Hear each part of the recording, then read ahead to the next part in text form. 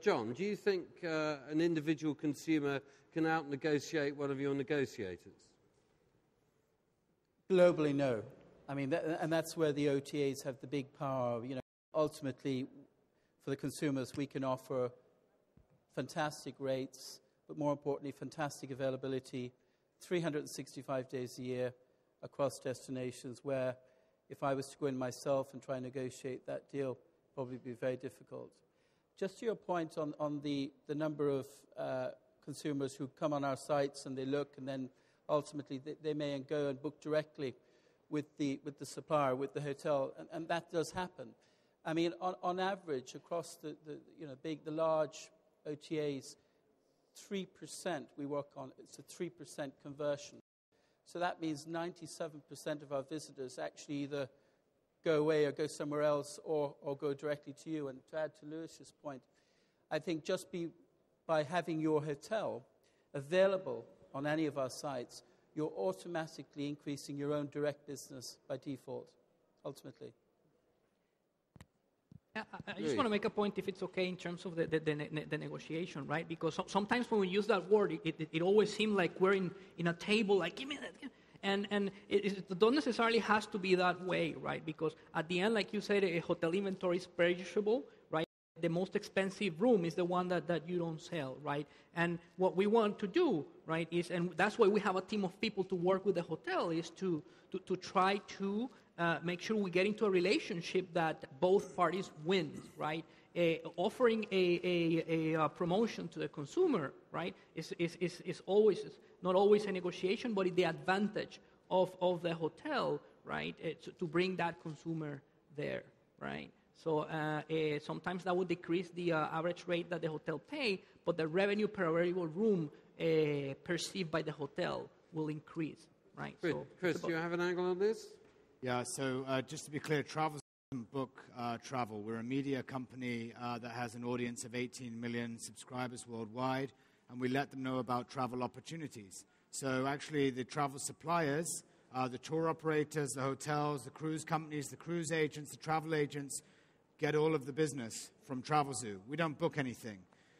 Just to give you some clear statistics, though, real statistics.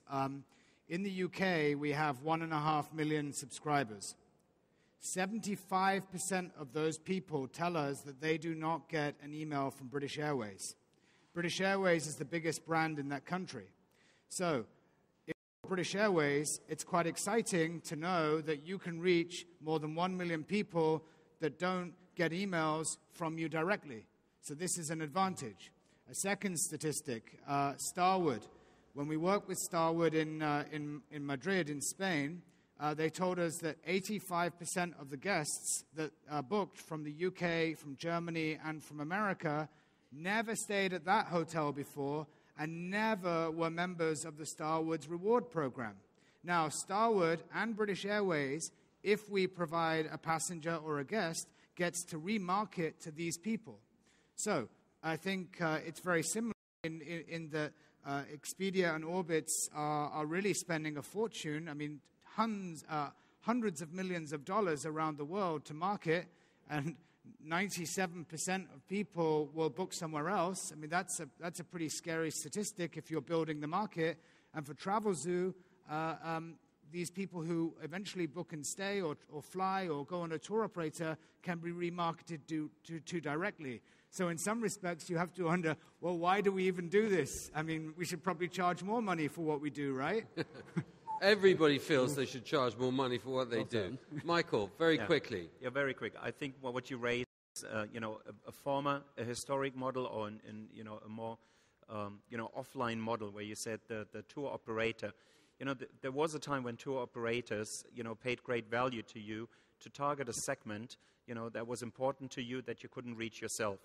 Nowadays, in the online world, and you rightly said, consumers are a lot more educated. They a lot more savvy, in terms of distribution. They understand everything a lot better nowadays. So to cater for that, tour operators will remain to cater for that segment, but in a way that is not dynamic. So, the new dynamics that are in the market can be built in the models that, us here provide. The classic tour operator still works on an allotment basis, on a pricing that is classically about 12 to 18 months old, that can't take advantage of, last year in September, did you know with your property that your rates within 3 months are gonna fall by about 30%?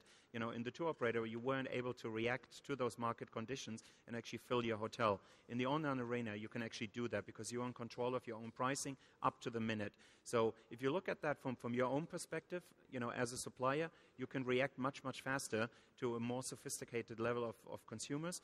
And, for us on that, it also proves it's a segment we're targeting. In the online world, there is no differentiation anymore between a leisure customer, which the tour operator initially, or a business traveler, or a combination of both, etc. There's only an online customer nowadays. So, so the reach is also much, much broader to capture in, a booking for itself, which is in the end, you don't care whether it's a leisure customer or a business traveler as long as he sleeps in your hotel. So I think in that regard, it's a lot easier nowadays to actually manage demand to the minute better than in the historic way. Chris, one point. The one last point is this. I mean, it's really to this point. So I have an audience in Los Angeles of just about 1 million people. In New York City, I have an audience of about 1.5 million people every week. 10 years ago, you would think I was crazy if I said to you, okay, you've got a nice hotel in Florence. Let's tell the people in New York about that without any airfare, without a tour operator. Yeah? Now, every single week, we're doing this. Recently, a hotel in Rome, they booked, I think it was either 60 or 80,000 euros worth of business, and these people were in the UK, Germany, and the United States without airfare.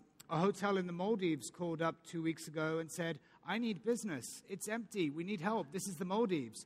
We said, okay, there's a tour operator. We've got the media. Let's go. And it's unbelievable that the markets have just moved so much. Hotels probably, certainly in New York and San Francisco, it used to be 10 years ago, I only think about my drive market and then my corporate business. Now the whole situation is turned on its head. And I think it's a good thing rather than a bad thing, Lucia. Definitely, I frankly believe that it is another opportunity you have to take to be distributed in other channels. Right. Ladies and gentlemen, we've spectacularly run out of time. It's my honour, it's been my honour to present to you. My name's Tom Jenkins. Will you please thank this panel for me?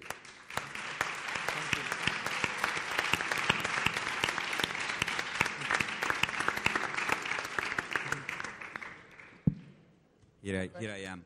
Thanks, really thanks. Even if the audience is not the same, but the last one were enough. I mean, to have this spectacular to end this event. Really, thank you to all of you, and I hope to see you in the next edition 2010. We don't know yet when it will be. We have to carefully choose data which it doesn't match with Focusrite in the US. Otherwise, everyone is saying to me that BTO shouldn't match Focusrite. Thanks, really thank you.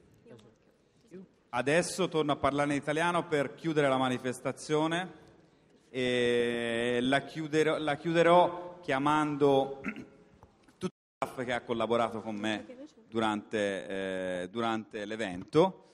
Vi faremo vedere di nuovo il classico balletto Where the Hell is BTO, e se qualcuno lo vuole, io non ce la faccio, veramente sono troppo stanco, ma se qualcuno dello staff lo vuole rifare sul palco è il benvenuto. Quindi tutto lo staff di BTO, grazie, sul palco.